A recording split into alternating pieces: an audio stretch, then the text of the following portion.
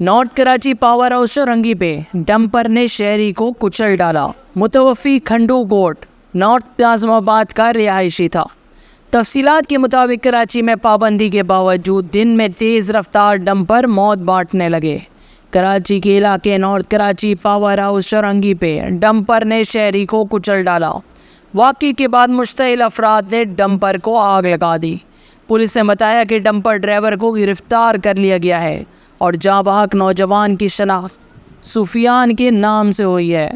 حکام نے کہا کہ متوفی کھنڈو گوٹ نارتھ ناظم آباد کا رہائشی تھا اور سفیان گودرا میں واقع آئی شیئر نامی کمپنی کا ملازم تھا، جو خدا کی بستی میں واقع بھائی کے گھر سے واپس آ رہا تھا۔